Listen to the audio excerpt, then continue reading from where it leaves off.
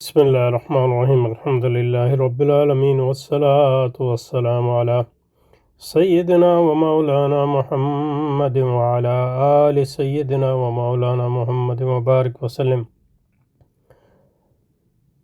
اللہم ربنا ارنا الحق حقا وارزقنا اتباعه وارنا الباطل باطلا وارزقنا اجتنابه اللہم ارنا حقائق الاشیاء کما ہی ربنا زدنا علما وعملا واخلاصا یا رب العالمین اللهم انصر أولياءك في مشارق الأرض ومغاربها اللهم انصرهم على عدوك وعدوهم إنك على كل شيء قدير اللهم فرج عنا وعن إخواننا في مشارق الأرض ومغاربها اللهم نفس كربنا وكربهم وثبت أقدامنا وأقدامهم والطف بنا وبهم يا أرحم الراحمين يا رب العالمين وصلى وسلم على سيدنا ومولانا محمد وعلى آل سيدنا ومولانا محمد وبارك وسلم سبحان ربك رب العزة عما يصفون وسلام على المرسلين والحمد لله رب العالمين آمين آمين يا رب العالمين۔ یہ مولانا ڈاکٹر محمد اکرم ندوی صاحب نے یہ مختصر سے مضمون لکھا ہے، میں نے پڑھا نہیں ہے لیکن یہ کہ اس کا عنوان کافی دلچسپ ہے، تو اس کو انشاءاللہ پڑھتے ہیں مولانا سیکھنے کے غرض سے انشاءاللہ۔ مولانا رشید احمد گنگوہی صاحب رحمۃ اللہ علیہ از ڈاکٹر محمد اکرم ندوی صاحب۔ مولانا محمد قاسم نانوتوی رحمۃ اللہ علیہ کے بعد دارالعلوم دیوبند کی سب سے بڑی شخصیت مولانا رشید احمد گنگوہی رحمۃ اللہ علیہ کی تھی۔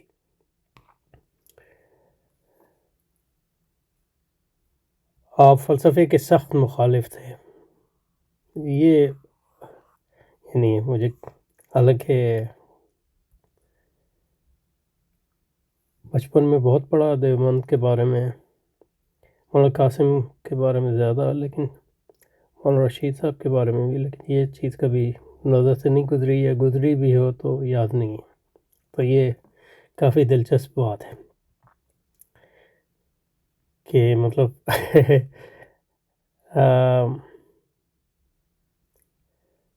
جو لوگ ماتریدی ہیں، حنفی ہیں، علم کلام جن کے مدارس میں پڑھا جاتا ہے، فلسفے کیسے مخالف ہو گئے؟ یعنی فلسفے اس سے غد نظر کر لیں کہ فلسفہ کیا ہے، کیونکہ اصل میں فلسفے کے سخت مخالف تھے کا کوئی مطلب نہیں جب تک فلسفے کا جو ہے معنی یا متعین نہ ہو، کیونکہ فلسفے کے کئی معانی ہیں، فلسفے کے کئی تصورات ہیں، ایون یعنی غیر اسلامی فلسفوں کے کئی تصورات ہیں یا کئی پہلو ہیں۔ احمد گنگوہی رحمۃ اللہ علیہ کے تھے، آپ فلسفے اپنے شاگردوں اور مریدوں کو فلسفے کی تعلیم سے منع فرمایا کرتے تھے، بلکہ اسے حرام اور ناجائز کرتے تھے۔ یہ کوئی مطلب یہ ہے کہ ایسے اچنبے کی بات نہیں ہے عموماً، کیونکہ یعنی لوگوں نے منطق تک کو حرام کہا ہے، یعنی بڑے بڑے علماء نے، اور آج بھی لوگ ہیں جو مطلب یہ کہ جیسے منطق یعنی ابن صلاح نے یا نووی نے سلم المنطق میں ہم پڑھتے ہیں کہ فابن الصلاح والنووی حرما وقال قوم ينبغي أن يعلم والقولة المشهورة الصحيحة جوازه لكامل القارئ ممارس السنة والكتاب ليهتدي به إلى الصواب إلى آخره۔ تو کہنے کا مقصد یہ ہے کہ یہ کوئی اچنبے کی بات تو نہیں ہے، لیکن یہ کہ دیوبندی مدرسہ فکر کی طرف سے آیا تو یہ اچنبے کی بات ہے۔ دارالعلوم دیوبند میں فلسفے کے داخل کیے جانے پر آپ قطعی طور پر راضی نہ تھے۔ مولانا گنگوہی فلسفے کے محض ناقد ہی نہ تھے، بلکہ اسے دین اسلام کے لیے سخت مضر اور گمراہ کن علم سمجھتے تھے۔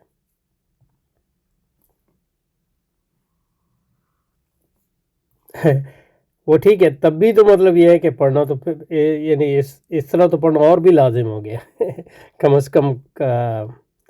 فرض کفایہ تو ہو ہی گیا کہ اگر وہ اسلام کے لیے مضر ہے تو آپ اس کو پڑھیں گے کیسے نہیں؟ ظاہر ہے کہ اس میں جیسے ہر علم میں اسی کے لیے پڑھنا، اسی کو پڑھنا چاہیے جو اس کے قابل ہو اور جس میں اس کی طرف اس کی اہلیت ہو، تو یہ تو نہیں کہتے کہ ہر علم کو ہر کوئی پڑھے، یہ تو کوئی نہیں کہتا، لیکن یہ کہ آپ طالب علم ہیں دین کے تو فلسفہ کیسے نہیں پڑھیں گے؟ مطلب یہ ہے کہ آپ مسجد میں اگر واعظ کر رہے ہیں، مسجد میں امام ہیں، آپ نماز پڑھا رہے ہیں، جمعہ پڑھا رہے ہیں، فلسفے کی طرف سے اگر اعتراض آئیں گے تو اس کا جواب نہیں دے سکیں گے، یا اس کی اہلیت نہیں ہوگی، تو یہ تو کوئی صحیح بات نہیں ہے۔ تو مطلب تو اس لیے مجھے یعنی اچھمبے کی بات لگ رہی ہے۔ ان کے نزدیک فلسفہ کوئی غیر جانبدار یا معاون علم نہیں تھا، یہ تو ٹھیک ہے، لیکن اس سے یہ بھی اس میں یہ ہے کہ ان کے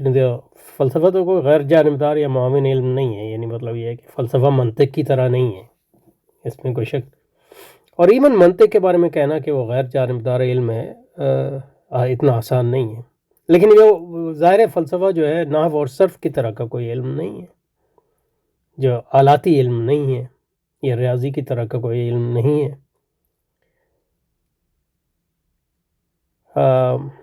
تو یہ تو بالکل صحیح ہے، بلکہ ایسا فکری نظام جو اسلامی عقائد کی جڑ پر حملے کرتا ہے، اس بنا پر وہ فلسفہ اور اسے سریعاً ناجائز اور حرام قرار دیتے۔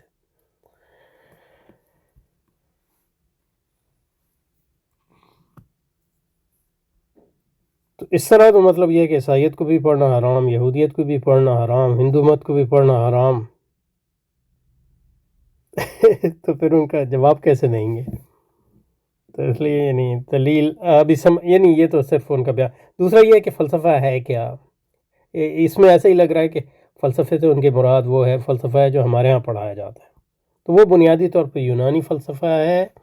اور اس کی تشریح جن کو حکماء کہتے ہیں انہوں نے کی ہے، اور میں بار بار کہتا ہوں ان کو حکماء نہیں کہنا چاہیے، مطلب فارابی اور ابن سینا وغیرہ، اور یہ فلسفی ہیں فارابی اور ابن سینا۔ اور دوسرا اسکول ایک جو ہے وہ نوافلاطونیوں کا ہے، اس میں کہ اللہ بھلا کرے ملا صدرہ وغیرہ آ گئے نوافلاطونیوں کا، لیکن وہ تو مطلب یہ ہے کہ ملا صدرہ جو ہے وہ مطلب پھر اس کو وہ نوافلاطونی فلسفہ محض نہیں ہے، بلکہ وہ فلسفی کی اصطلاح کو لے کے علم عرفان ایک نیا علم انہوں نے جو ہے فلسفے میں تصوف کی ایک شاخ ہے علم عرفان، اس کو ڈیولپ کیا۔ تو فلسفے کی تو کئی اقسام ہیں، اور فلسفہ کوئی ایک غیر متغیر علم نہیں ہے جس کا ایک کوئی بیس ہو، لیکن یہاں ان سے فلسفے کی ان کی مراد لگ رہا ہے وہی ہے جس سے مسلمان علماء ہند و پاک میں واقف ہیں، اس میں مطلب افلاطونی فلسفہ آ گیا اور کچھ نو افلاطونی فلسفہ۔ تو اس میں تو کوئی شک نہیں کہ اس کی بنیاد جو ہے دین اسلام کے خلاف ہے، لیکن یہ کہ حضرت امام غزالی نے اس کا رد بھی کیا اور تنقیح کی،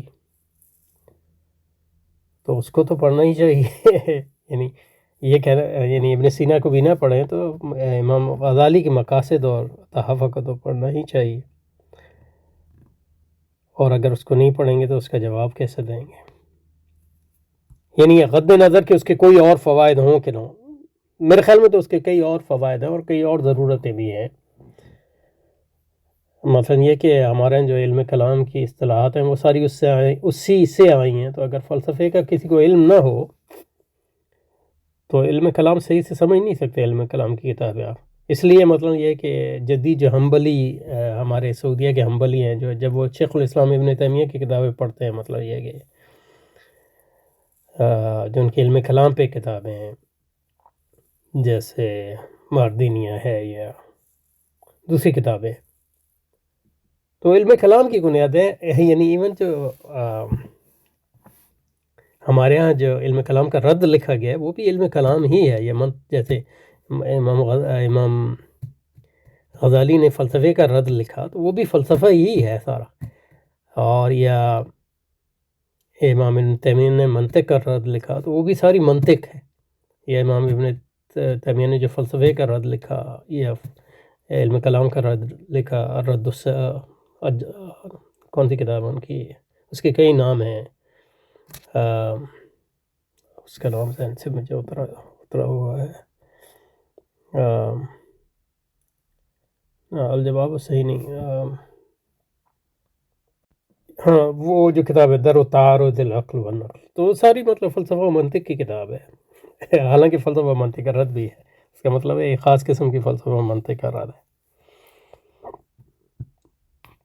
مولانا عاشق الہی میرٹھی لکھتے ہیں کہ فلسفہ وغیرہ کو مخالفت شرع کی طرف بنا پر نازل فرماتے تھے، اور اس درجہ تنفیر دلایا کرتے تھے کہ اس کی کوئی حد نہ تھی۔ اس کا صاف مطلب یہ ہے کہ مولانا کے نزدیک فلسفہ بذات خود شرع اسلام کے مابین ایک فکری نظام تھا۔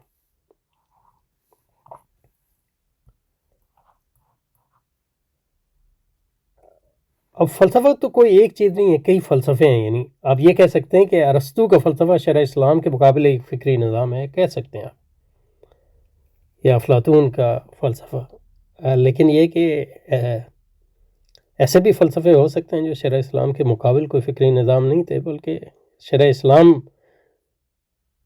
سے ماخوذ اور اسی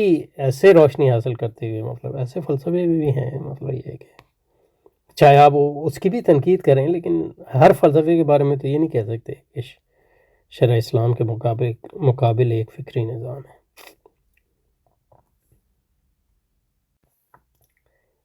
ایک مرتبہ ایک طالب علم نے عرض کیا کہ حضرت ہمارا عقیدہ فلسفیانہ مسائل پر نہیں ہوتا، میں زبان ہی سے ان کو پڑھتے اور پڑھاتے ہیں، اس میں کیا حرج ہے؟ حضرت نے فرمایا، تو اس میں مطلب یہ کہ تشریح کرنی چاہیے تھی کہ فلسفے سے ان کی مراد کیا تھی، گو کہ جو ہم نے کہا وہ زیادہ تر قرین قیاس وہی ہے۔ حضرت نے فرمایا، اول تو زبان سے کفر و شرک کے کلمات نکالنا اور ان کو دلائل سے ثابت کرنا، پھر ان پر ہونے والے اعتراضات کو دفع کرنا، یہ خود دلیل ہے کہ اس دل میں اس کا اثر موجود ہے۔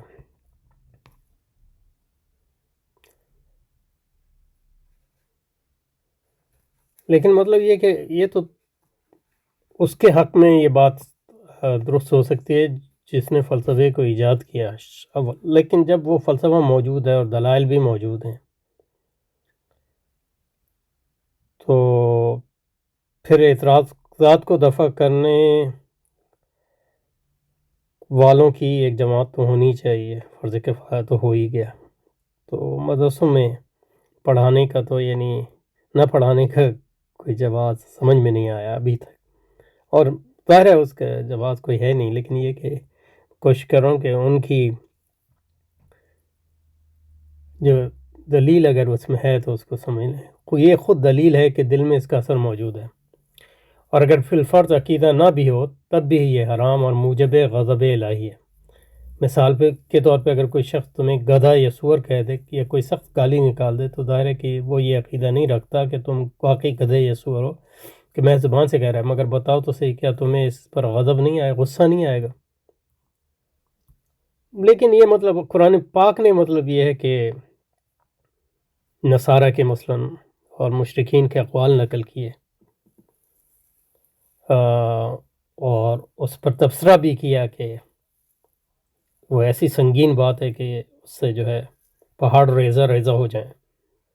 لیکن ان کو نقل تو کیا قرآن مجید نے، اور آپ بھی اس کو پڑھتے ہیں۔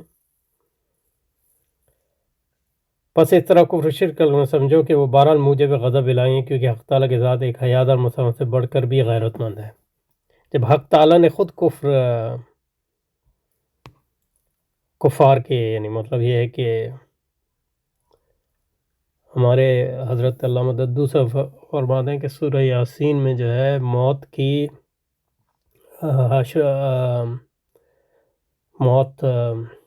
کے مرنے کے بعد یعنی حشر کہ موت کے بعد جو ہے زندہ ہونے، مرنے کے بعد زندہ ہونے کے دلائل پیش ہوئے ہیں،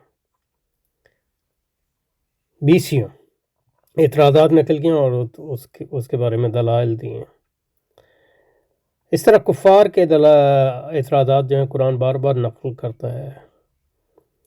عیسائیوں کی کفریات نقل کرتا ہے، تو یہ طرح سے بڑھ کر غیر طالب علم لاجواب ہو کر عرض کریں حضرت کیا کریں مجبور ہے اس کے بغیر نوکری نہیں ملتی. نوکری نہیں ملتی کیا مطلب؟ نوکری کے لیے فلسفہ کون پڑھتا ہے؟ حضرت نے ارشاد فرمایا اگر کوئی تم سے کہے کہ 100 روپے ماہوار تمہیں ملیں گے مقصد یہ ہے کہ بیت الخلاء کا ٹوکرا سر پر اٹھا کر بازار ایک دوسرے لے جان تو انصاف سے بتاؤ کیا تمہاری غیرت اس کو قبول کرے گی؟ ہرگز نہیں کرے. افسوس اللہ تعالیٰ کو گالیاں دینے میں اتنی بھی غیرت محسوس نہیں جتنی ایک مباح کام کرنے میں محسوس ہے. اور فلسفے میں اللہ تعالیٰ کو تو گالیاں نہیں دی جاتی.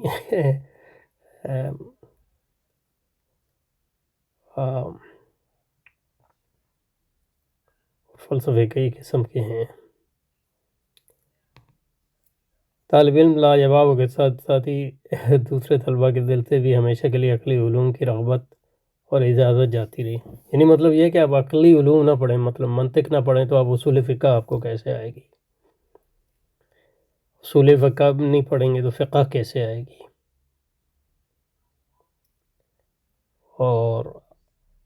عقلی علوم میں پھر علم کلام بھی عقلی علم ہے. اور عقیدہ بھی مطلب عقیدے کے علم جدل ہے. کتنے علوم نکل جائیں گے. اور قرآن مطلب نے اس کی فرمایا وجاہد بھی جہاد کبیرہ، قرآن سے کفار خلاف جہاد کبیر کرو. تو وہ کس طرح کریں گے اگر عقلیات کو نہ استعمال کریں گے، یعنی ان کے دلائل کو نہ سمجھیں گے اور پھر قرآن مجید سے دلائل نکال کر ان کے خلاف استعمال نہ کریں. بڑی عجیب بات. اور دوسری بات یہ ہے کہ اور جب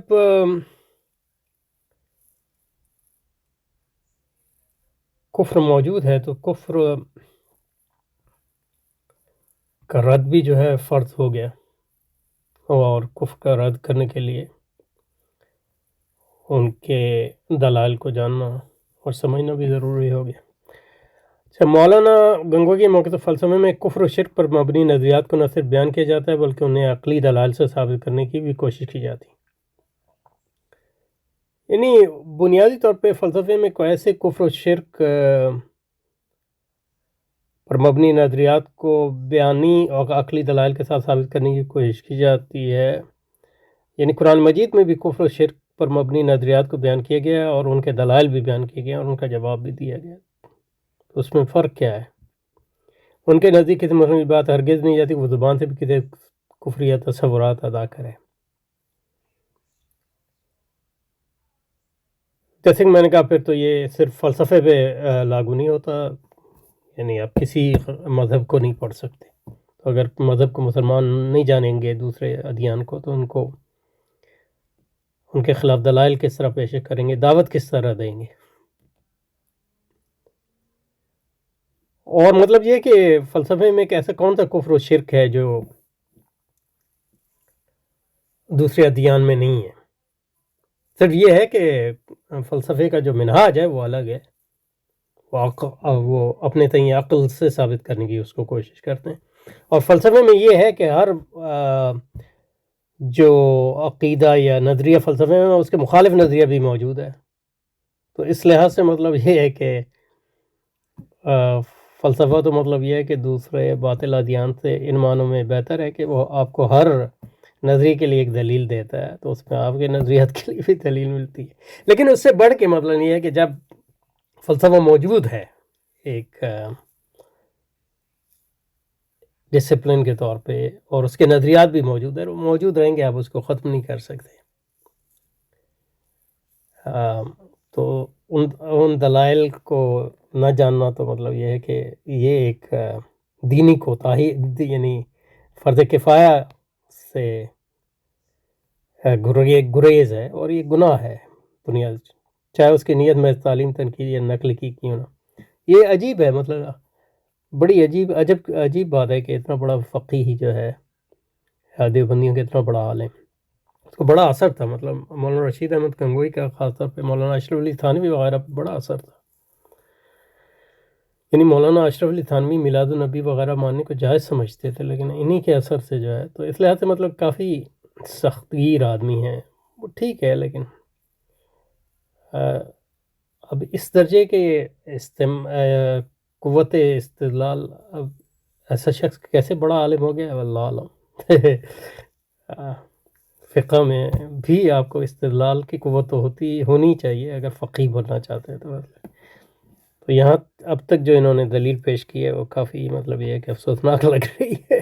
چاہے اس کی نیت محض تعلیم تنقید یا نقل کی کیوں نہ، وہ اس عذر کو قطعی طور پر باطل سمجھتے تھے کہ ہمیں دل سے ان عقائد کو نہیں مانتے، صرف زبان سے پڑھتے اور پڑھاتے، کیونکہ ان کے نزدیک جو شخص کسی نظریے کو بار بار بیان کرے تو اس لحاظ سے تو مطلب یہ ہے کہ بریلویوں کو بھی آپ کو رد نہیں کرنا چاہیے، حالانکہ خاص طور پہ بریلویوں کو علیحدہ سے چلیں آپ، وہ تو ایک فقہی مسئلے میں آپ کا ان سے اختلاف ہے، بریلویوں سے تو آپ کو کہتے ہیں کہ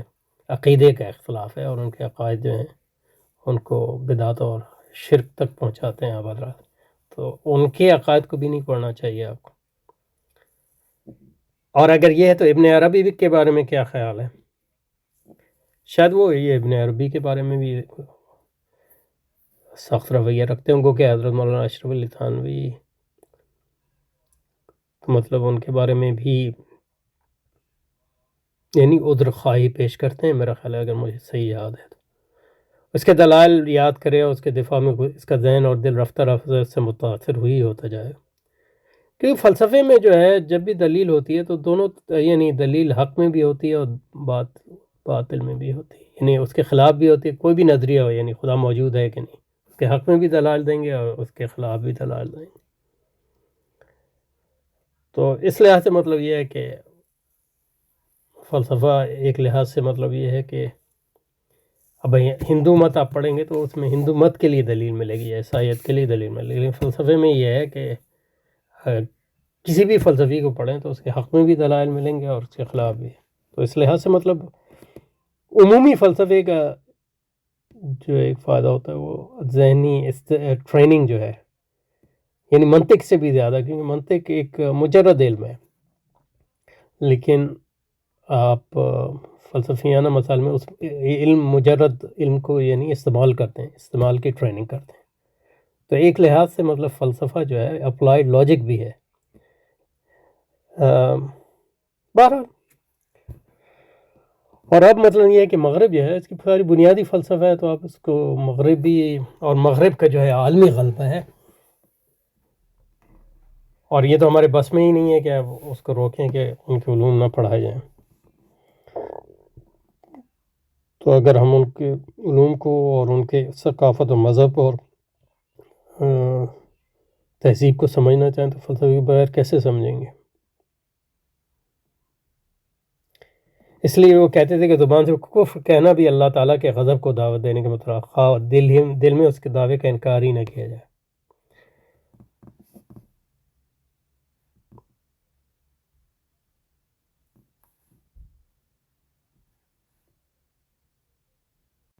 اچھا جی، مولانا گنگوئی کی مثالیں دراصل غیرت ایمانی کو بیدار کرنے کے لیے تھی، جب وہ ذاتی توہین یا بیت الخلاء کی مثال دیتے ہیں اس کا مقصد یہ واضح کرنا ہوتا ہے کہ انسان دنیاوی ذلت پر تو فوراً غیرت محسوس کرتا ہے، لیکن اللہ کے اعزاز کے دین کے معاملے میں وہی غیرت ختم ہو جاتی ہے۔ مطلب پہلی بات تو یہ ہے کہ فلسفے میں جب پڑھتے ہیں تو اللہ تعالیٰ کے بارے میں بات نہیں کر رہے تھے، مطلب وہ اس کو وہ گاڈ کہتے ہیں یا خدا کہتے ہیں، وہ ایک عمومی تصور ہے، تو اس کے بارے میں بات کر رہے ہوتے ہیں، کوئی اسپیسیفکلی اللہ تعالیٰ کا تصور ان کے ذہن میں نہیں ہوتا۔ اور جدید فلسفی اگر مذہب پہ جو تنقید بھی کرتے ہیں تو وہ زیادہ تر عیسائیت کے تناظر میں ہوتی ہے، لیکن پھر یہ تو مطلب ایک سائیڈ ایشو ہے، اس میں جو اہم بات یہ ہے کہ خود اللہ تعالیٰ جو ہے کفار کی اور مشرکین کی باتیں نقل کرتا ہے، ان کو رد کرتا ہے، تو یہ تو مطلب یہ تو اس کا جواب کیا ہے؟ دوسرا یہ کہ جب ایک باطل موجود ہے اور اس کو آپ محو نہیں کر سکتے تو اس کو جاننا تو فرض کفایہ ہو گیا، کہ اس کو جاننا تو فرض کفایہ ہو گیا، کیونکہ اس کے بغیر آپ اس کا کلا کما کیسے کریں گے یا اس کو دلائل سے کیسے رد کریں گے؟ ان کے دلائل کو کیسے رد کریں گے؟ اور فلسفے جو پڑھائے جاتے ہیں وہ سارے فلسفے کے نام پہ بھی نہیں پڑھائے جاتے، تو آپ کتنی چیزوں کو جو ہے بین کریں گے، یا کتنی کتابوں کو جو ہے آپ جلائیں گے؟ یہ ممکن نہیں ہے یعنی۔ تو اور مطلب یہ کہ یہ حق اور باطل ہمیشہ رہا ہے اور رہے گا، اس کی جنگ ہے، تو آپ حق کے ساتھ ہیں تو باطل کو جاننا تو ضروری ہو گیا۔ اور یعنی پرانے زمانے سے نقل کفر نہ باشد، ان کے تو یہ اللہ تعالیٰ کی بھی کیا مطلب یہ کہ اب میرے جیسا آدمی تو اس کو وہ کوئی رائے نہیں دے سکتا، لیکن مولانا گنگوہی کو یعنی بہت بڑا فقیہ مانتے ہیں دیوبند میں، اور تصوف کے بھی بہت قطب عالم کہتے ہیں۔ لیکن یہ کہ تو انسان، ایک ہی انسان جو ہے وہ ایک چیز میں بہت اونچا ہوتا ہے، دوسرے میں اس کی نظر نہیں ہوتی، تو اس میں کوئی اس کے وہ نہیں ہے، لیکن یہ تعجب ہے پھر بھی، کیونکہ لازمی طور پہ انہوں نے فلسفہ منطق تو پڑھی ہوگی ورنہ عالم کیسے بن گئے؟ تو ان کے نزدیک فلسفہ پڑھنا اور پڑھانا اللہ تعالیٰ کی شان میں گستاخی، اس کے اختیار اور قدرت میں مداخلت، کفری تصورات کو عام کرنے کے مترادف تھا، اسی لیے ان پر مجبوری یا نوکری کا عذر پیش کرنا انہیں سخت۔ مزید برآں عاشق لائے میرٹھی تذکرۃ الخلیل میں لکھتے ہیں کہ مدرسہ دینیہ جس میں حضرت مولانا خلیل احمد سہارنپوری مدرس سے جب کالج کے ماتحت کر دیا گیا، یعنی اس میں فلسفہ اور حیات کے علوم داخل کیے گئے، تو آپ کو اس کے اعلیٰ حضرت کو اس پر جواب اس طرح آیا: انصاف ہونا چاہیے کہ اثبات حیولہ و صورت ابطال جز اور قدم حیولہ و صورت کا اقرار کس چیز کا نتیجہ ہے؟ کیا یہ قیامت کا انکار، تعدد قدماء کا اقرار اور جل عرش کے لیے اختیار کی نفی نہیں؟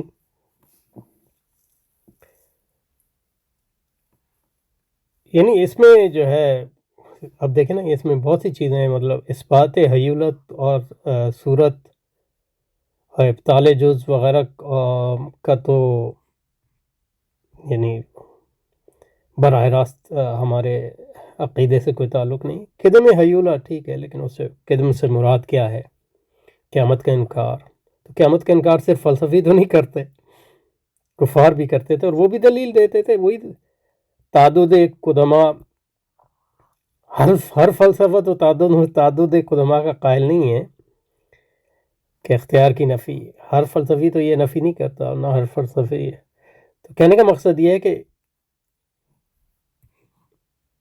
اس میں جو اصل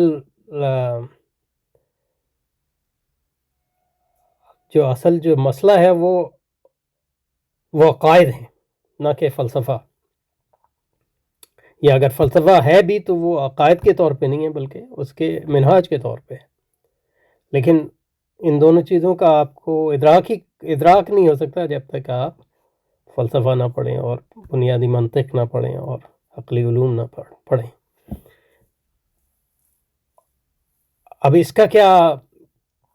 جواب ہے کہ حضرت امام غزالی نے اسی فلسفے کو پڑھا اور اس کا اقرار کیا، مطلب اس کا انکار کیا، ورنہ تو مطلب یہ ہے کہ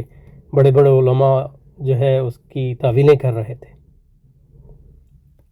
تو اگر حضرت امام غزالی فلسفہ نہیں پڑھتے تو مطلب یہ ہے کہ شاید امام گنگوہی کو بھی یہ نہیں پتہ چلتا کہ یہ مطلب کفر شرک ہے۔ اگر وہ ابن رشد کے تھرو جو ہے ارسطو کو جانتے تو وہ قدم تعدد قدماء کی ایسی تعویل ہوتی جو ان کو اسلام کے مخالف نظر نہ آتی۔ تو یہ بھی سمجھنا کہ تعدد قدماء کیا ہے، وہ کیوں کر اسلامی عقیدہ کے خلاف ہے، اس کو بھی سمجھنا کے لیے بھی تو فلسفے میں گہرا ادراک جو ہے لازم تھا۔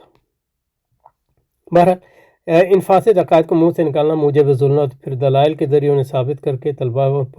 کو ان پر قائم کرنا اور شبہات رفع کر کے ان کے اذہان متقنہ خواہ دل میں عقیدہ نہ بھی ادھر کفار کے عقائد کا اثبات ہے۔ بے عینی یہی چیز جو ہے آپ کو رد عیسائیت پہ بھی آپ کہہ سکتے ہیں۔ اگر انجیل کی تعلیم کسی عیسائی کی مدد سے میں دی جائے اور عقیدہ تسلیم وغیرہ کو بطلان کا ہو تو کیا اس سے بھی برا نہیں جانا جائے گا؟ اس سمجھ نہیں ہے،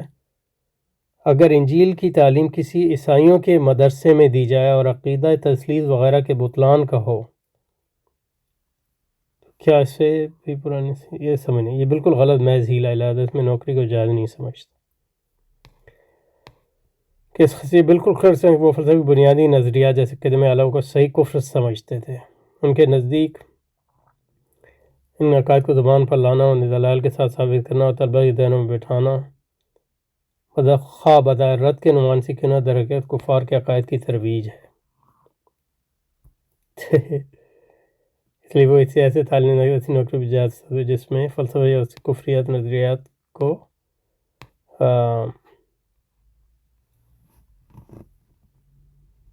تو یہ بڑی یعنی کمزور دلیل ہے۔ خلاصہ یہ ہے کہ مولانا رشید کے نزدیک فلسفہ کو ایسا لینا جیسے محض اصطلاح کے قابل اور نہ ہی وہ کسی درجے میں اسلام کے محافظ سمجھتے تھے۔ یعنی فلسفہ اپنے اصل بنیاد فقہ کے اعتبار سے اسلام کا مخالف اور ایمان کو کھوکھلا کرنے والا تھا۔ لیکن یہ آپ کو کیسے پتہ چلا؟ فلسفہ پڑھ کے ہی پتہ چلا ہوگا نا۔ تو یہ تو بتائیں کہ فلسفہ کن معنوں میں یہ انہوں نے بتایا ہے، یہ کہ وہ کن معنوں میں جو اسلام کا مخالف ایمان کو کھوکھلا کرنے والا، جو وہی الہی کی بالادستی کے مقابلے میں انسانی عقل کو حاکم بنا دیتا ہے۔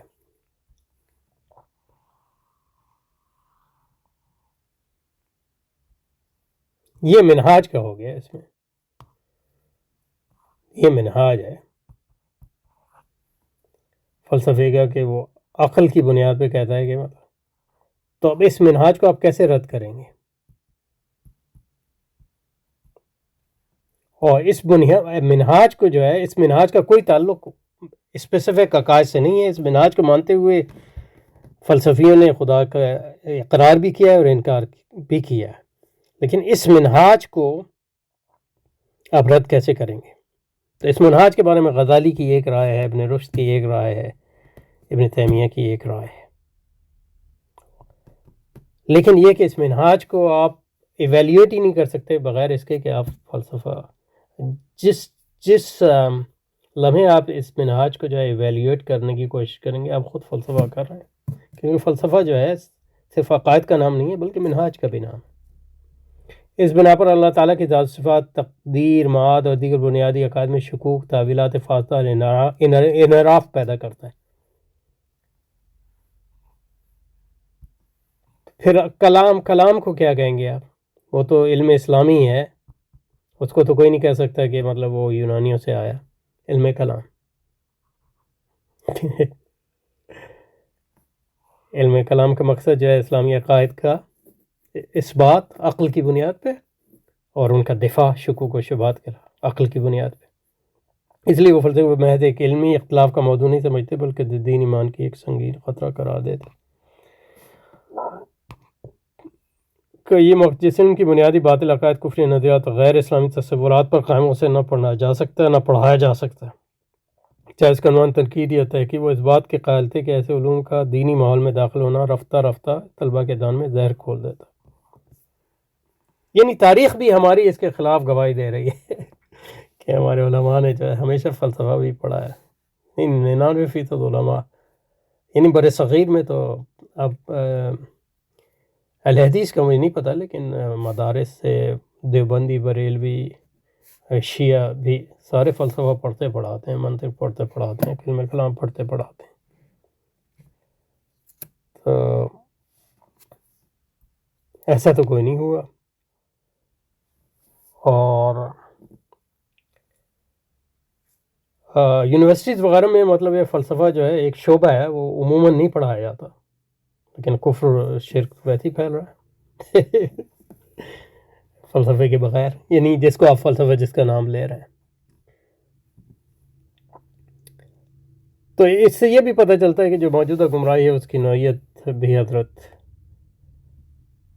نہیں سمجھتے تھے، اور عقائد کی سادگی پختہ اخلاص کو مجروح کر دیتا ہے۔ اسی بنا وہ چاہتے ہیں کہ دین مدار بخود دھرم جیسے عظیم دین ادارہ فلسفہ کا اس قبیل کے علمی فکری نٹاس، لیکن یہ مطلب یہ ہے کہ اگر دیوبند میں نہ پڑھایا جاتا تو ایک بہت بڑا مطلب یہ ہے کہ ظلم ہوتا اور بہت بڑے فرض سے کوتاہی ہوتی، یعنی بہت بڑا گناہ ہوتا اگر دیوبند میں فلسفہ منطق نہ پڑھائی جاتی. اور ابھی بھی مطلب میں سمجھتا ہوں کہ فلسفہ منطق صحیح طور پہ نہیں پڑھائی جاتی، تاکہ وہاں سے ایسے لوگ جن کے عقائد خالص اور ایمان مضبوط اور فکر وہی کتاب ہے. یعنی عقائد خالص، ایمان مضبوط اور فکر وہی کتابیں جو ہے،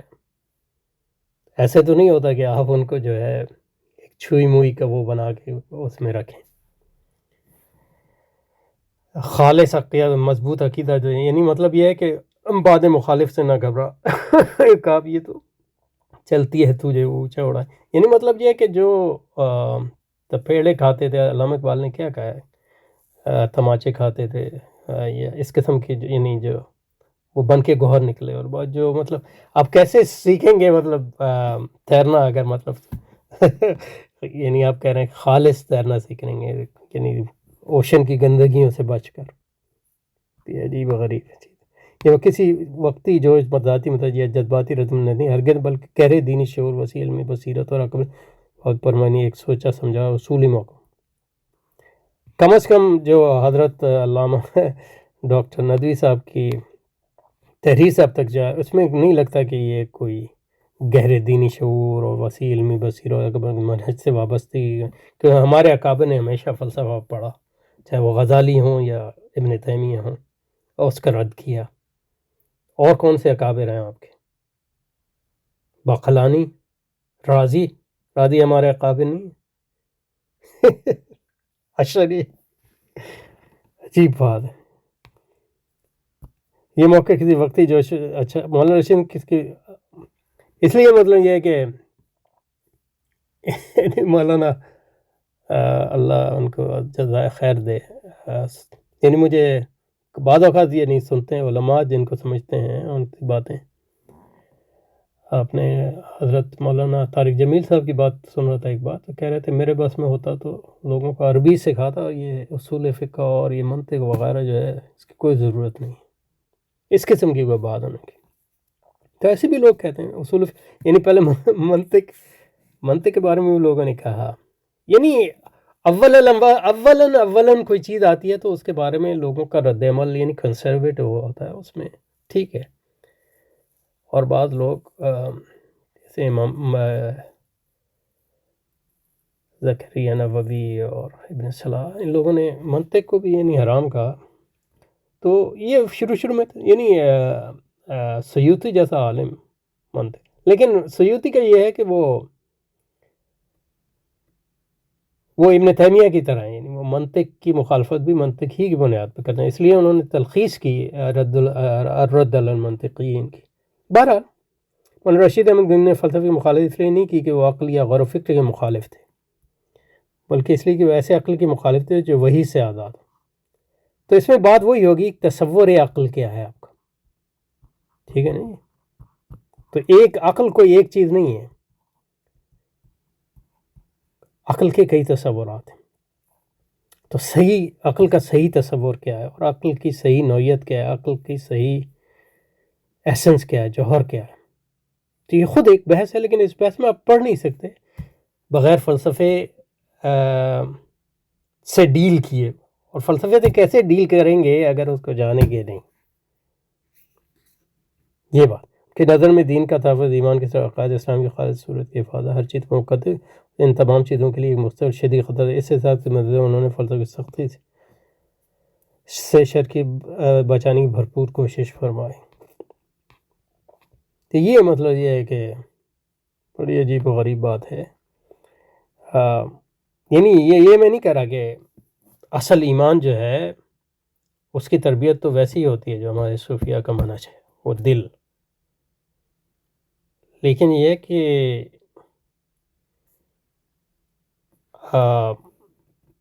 اس کا یہ مطلب نہیں ہے کہ ہم جو دوسرے فرائض ہیں یعنی عقل سے کی مدد سے جو ہے وہ دل جو ہے عقل کے پیچھے ہونا چاہیے، اس میں کوئی شک نہیں، وہی عقل ایمانی. لیکن عقل ایمانی جو ہے اس کو اتنا کمزور نہیں ہونا چاہیے کہ وہ کفر کا مقابلہ نہ کر سکے. مطلب امام مولانا رومی نے فرمایا چند خوان حکمت یونانیہ، حکمت قرآنیہ یا حکمت ایمانیہ ہم بخواں، وہ تو ٹھیک ہے، یعنی وہ یونانی کو تو حکمت ہی نہیں، لیکن یہ کہ حکمت ایمانی سیکھنے کے بعد جو ہے یونانی جو حکمت کے نام پہ جو ڈنڈورا ہے اس کی جو ہے حقیقت کو فاش کرنا بھی ایک یعنی مطلب یہ ہے کہ مستقل فرض ہے یہ ان کی بات سمجھ سے بالکل باہر ہے، یعنی عام آدمیوں کے لیے کہہ رہے ہوتے تو ٹھیک ہے، لیکن علماء جن کا مقصد ہی یہ ہے کہ کفر کے خلاف جہاد کبیر کریں اور عقل اسلامی کے نگہباں ہوں، ان کو کہا گیا کہ عقل کفری عقل سے مطلب بات ہی نہ کرو، یعنی یہ ٹھیک ہے چلو پہلے تمہارے ایمان قرآن سب ہونا چاہیے، اس کے بعد جو ہے ایک سطح پہ جا کے، اور فلسفہ تو پڑھایا بھی مطلب آخری درجوں میں جاتا ہے بہرحال، اور وہ فلسفہ لکھا بھی مسلمانوں نے ہے جو پڑھاتے ہیں مدرسے میں خاص۔ اب یہ ہے کہ اس میں جس طرح پڑھایا جاتا ہے وہ اس کا اتنا فائدہ نہیں ہے، یہ ایک اور بات ہے،